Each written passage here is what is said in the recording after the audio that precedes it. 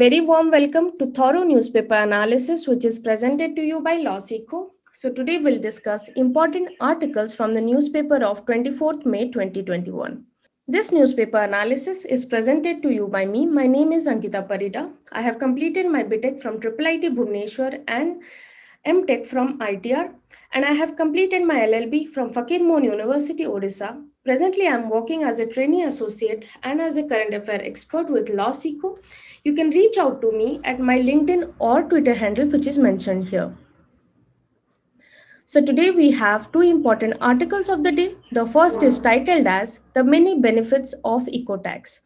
This article talks about how it is the right time to impose ecological tax or green tax in India. The second article is basically two articles clubbed into one. It is titled as What is Supreme Court ruling on creditors invoking personal guarantees? Thirdly, we have some item in the news and flash section. So moving to our MCQ section, which of the following warship come destroy recently decommissioned by Indian Navy? Your option are option A INS Rajput, option B INS Ranjit, option C INS Rana, and option D INS Ganga. You can put your answers in the comment section below. The descriptive question for the day is what is Supreme Court's ruling on creditors invoking personal guarantees? Discuss. You can write your answers in 250 to 300 words. So the first article of the day talks about eco tax or green tax. So as we know, because of the COVID situation in our country, there has been a decent decrease in the economic activities in the nation. And because of this, there is a huge decline in tax revenue, which has also led to fiscal deficit, which is almost around 9.5% of the GDP as per the government data in the fiscal year of 2021 to 2022. And this is a large decline in the revenue. And this can act as a constraint to sustain the health financing by India.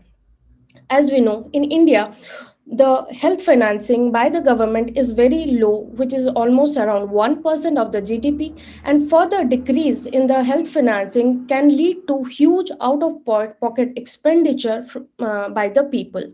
Presently, 7.33% of India's population made expenditure of above 10% of their household income. For example, if a household has an income of 100 rupees, then 17.33% of Indian household are spending almost 10 rupees of those total income of 100 rupees in their medical expenses. Also, this is very bad in the case of 3.9% of Indian population who spend more than 25% of their household expenditure for medical purposes, which is a great sum of money. And the global population average is spending only 12.67% today. And this shows that in India, huge amount of money has been spent by the Indian population out of their pocket in medical or health system because of lack of infrastructure, proper medical facilities, and less government spending in the health facilities. This has also been pointed out by the economic survey in the year of 2019 to 20. It has suggested that an increase of public spending is needed at least from 1% to 2.3% or 4% of the GDP, and this would help in decreasing out of pocket expenditure from 65% to 30% of the healthcare expenses. So, as we know, the out of pocket expenditure has also led to many families becoming poorer and marginalized, and therefore it has been suggested by this article by the author that the eco tax or environmental reforms need to be brought, and green tax it is the time that the green tax needed to be implemented in many other sectors in India.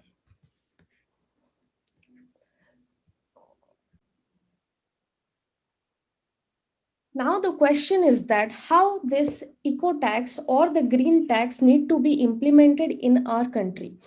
whether it should be credible or transparent, and whether it should be predictable in nature. So in this section, the author suggests that there must be an introduction of differential taxation. For example, differential taxation on vehicles. For example, a vehicle is running by the CNG, or a vehicle is running by biofuel, or a vehicle is running by battery, or a vehicle is running by diesel. So all these type of vehicles can be taxed differently because they are using different mode of fuels, and these different modes of fuels are emitting different form of pollution and different level, and causing different level of pollution in the atmosphere. So for that example, the vehicles which are older and are not having been maintained very well and are using diesel fuel should be taxed more, which has already been done in some parts of the country like Delhi. Secondly, the vehicles which are running by the biofuels and the battery system need to be incentivized. Also, the author has suggested that taxing fuels which need into energy generation needs to be seen, and the waste generation and use of natural resources need to be focused, and the taxes which are generated from these taxation process need to be used in scientific purposes. And so there can be three broad benefits. First is fiscal benefit. In this method, the government can earn some more revenue and can use it in the health sector. Secondly, it can help the environment because the vehicles and the fuel which are more greener, and using greener fuel can be incentivized at the same time, and also this can help in reduction of poverty. The second article of the day talks about liability of promoters in personal guarantee. So recently, the Supreme Court has given its judgment in the Lalit Kumar Jain versus Union of India and others case. In this, the major ruling by the Supreme Court is that the creditors can proceed against promoters of defaulting companies to recover debt if such promoters have given personal guarantees to secure fund. Now let's understand the concept of the personal guarantors and the promoters. So basically, the personal guarantee is sometimes given by the people or the promoters of the company to secure a loan or credit from the creditor or the banks. In most of the times, collateral has been asked by the creditors. If no collateral is given, then with the face value of the promoter or the personal guarantor, the loan has been given to the companies. However, now we have seen that there has been a huge problem of bad loans and NPAs in our country, and the promoters and the companies are not able to give the loan back to the creditor sometimes, and also they are not willing to give the money or sell off their assets and give repay the banks. And because of this, the money which is stuck with these promoters and the money which is taken away from the creditors or the banks has been held in a trap, and it cannot be again reflushed into the economy. This has created a huge problem, and because of this, in December 2019, the government had introduced a provision in the Insolvency and Bankruptcy Code which had empowered banks to move application for initiating a corporate insolvency resolution process against the personal guarantors to corporate debtors. However, to oppose it, many petitions had been filed in many high courts, and based on it, the Supreme Court said that it shall take all the cases together, and it had received 75 challenges from the promoters. Based on it, today the Supreme Court has given its judgment in the favor of the government, stating that it had taken a right decision and it upholds this. So, lender can now proceed against promoter of defaulting companies even when the CIRP has not been completed. So, if the bank wants, then if the bank wants, then they can move to the personal guarantors, and they can proceed with the insolvency process and recover the loans from them also.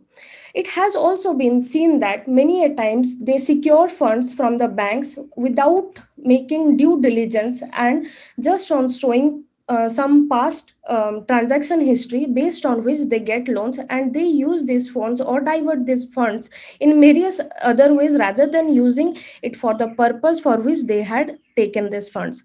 And based on this, there has been huge losses with the company, and because no one is personally liable when it is a case of a company, therefore they have been doing the monopolies on behalf of the company and using the funds carelessly. So therefore this judgment is very important development in the insolvency and bankruptcy process in our country. And this brings liability in the part of the promoter, and it makes him liable for the company also. The court has also stated that mere approval of a resolution plan for a debt laden company does not automatically discharge the promoter of liability in lieu of personal guarantees. Therefore, this judgment has shown that the December 2019 decision by the government, which introduced a provision in the IBC for empowering banks to move application for initiation of corporate insolvency resolution process against personal guarantor, is withheld. Moving to the news and flash section. So the first we have is Cyclone Yas to hit North Odisha coast. So this is another second devastating cyclone in this year we are seeing. And as per the regional meteorological center of Kolkata, wind of 40 to 60 km per hour are very likely to prevail over North Bay of Bengal and over Odisha, West Bengal and Bangladesh coast. Secondly, push for WHO European Union approval for Covaxin. As we know that Covaxin has not yet been approved by WHO, so the government has decided to help Bharat Biotech receive clearance for both WHO and WU's European Medicine Agency. Why? Because 27 European Union members approval for a proposal to allow fully vaccinated tourists from countries outside Europe has been initiated, and we have Covishield has been already approved by WHO and European Union. However, Covaxin has not been approved. So the people who are vaccinated with Covaxin might face travel restriction because it has not been approved by EU or WHO. Therefore, this initiative has been taken up by the government of India. Thirdly, Ever Slow Green Film. So, a documentary by Aurovilian Christoph Paul based on an eroded desert plateau at Viluppuram, Tamil Nadu has been officially selected for screening at Change Now Summit in Paris. Next, we have about Narendra Batra. He has been re-elected as the International Hockey Federation president for the second term, beating Marc Caudron of Belgium by 2 votes at World Body's virtual 47th Congress. Next, we have about Pandit Reva Prasad Trivedi. He passed away at the age of 86 in Banaras. Originally, he is from Madhya Pradesh, and he was a former professor of Sanskrit in BHU and a founder of Kalidas Sansthan in Varanasi. He was awarded with Sahitya Akademi Award in 1991. His major works include Sanskrit epic poem Sita Charitram and Swatantra Swabhava. Lastly, we have National Commonwealth Day, that is on 24th May, that is today. The Commonwealth Day is celebrated on second Monday of March every year, but another Commonwealth Day is celebrated on May 24, commemorating the formation of British Empire in India and colonies of Britain. So this is all for today. Thank you.